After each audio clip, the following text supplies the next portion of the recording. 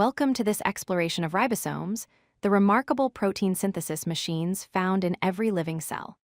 Ribosomes are essential cellular factories that work tirelessly to build the proteins your body needs to function. Think of them as tiny assembly lines that read genetic instructions and construct proteins piece by piece.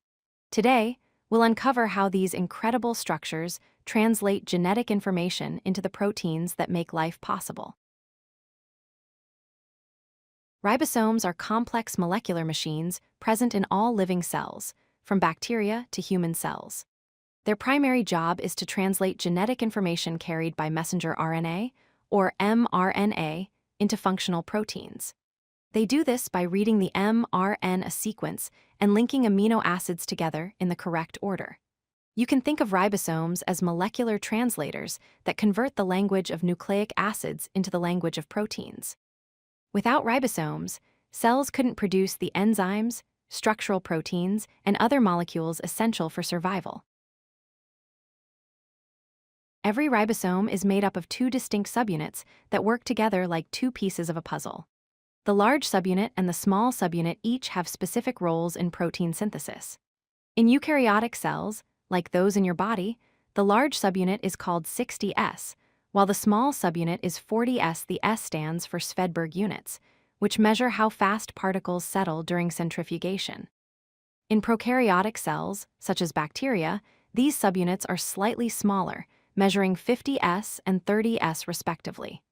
These two subunits come together when it's time to build a protein and separate when the job is complete. Ribosomes are composed of two main molecular components. About 60% of a ribosome's mass consists of ribosomal RNA, abbreviated as rRNA. This RNA is not just structural. It actually performs the catalytic work of forming bonds between amino acids.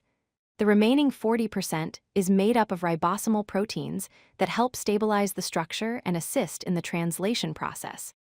This unique combination of RNA and protein working together makes ribosomes incredibly efficient molecular machines. The fact that RNA plays such an active role in catalysis is a fascinating example of how versatile these molecules can be. Ribosomes exist in two main locations within cells, and their location determines what kind of proteins they produce. Free ribosomes float freely in the cytoplasm, the gel-like substance inside cells. These ribosomes synthesize proteins that will be used within the cell itself, such as enzymes for metabolic reactions. Bound ribosomes, on the other hand, are attached to the endoplasmic reticulum, a membrane network inside the cell. These bound ribosomes make proteins destined for export outside the cell or for insertion into cellular membranes. Interestingly, free and bound ribosomes are structurally identical and can switch roles depending on the type of protein they're instructed to make. Protein synthesis begins with a phase called initiation, where the ribosome assembles on the messenger RNA strand. First, the small ribosomal subunit binds to the mRNA molecule and locates the start codon, which is the sequence AUG. This start codon signals where protein synthesis should begin. Next, an initiator transfer RNA, carrying the amino acid methionine, attaches to this start codon. Finally, the large ribosomal subunit joins the complex, forming a complete functional ribosome ready to begin building the protein chain. This careful assembly process ensures that protein synthesis starts at precisely the right location on the mRNA. During elongation, the ribosome builds the protein chain one amino acid at a time in a repeating cycle. First, a transfer RNA molecule carrying a specific amino acid enters the ribosome at a site called the site. Next, the ribosome catalyzes the formation of a peptide bond between this new amino acid and the growing protein chain. Then, the ribosome moves along the mRNA in a process called translocation, shifting everything over by one codon. The empty transfer RNA exits the ribosome, and the cycle repeats. This process continues smoothly and rapidly, with ribosomes adding about 10 to 20 amino acids per second, building proteins that can be hundreds or even thousands of amino acids long. Protein synthesis ends with termination, when the ribosome encounters a stop signal on the messenger RNA. There are 3 possible stop codons: UAA, UAG, and UGA. Unlike other codons, these don't code for any amino acid.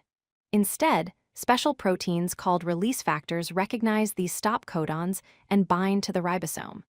These release factors trigger the ribosome to release the completed protein chain. After the protein is freed, the 2 ribosomal subunits separate from each other and from the mRNA. These separated subunits can then be recycled to synthesize new proteins, making the process highly efficient. The newly released protein will fold into its functional 3-dimensional shape and begin its specific role in the cell. Ribosomes have 3 important binding sites that work together during protein synthesis.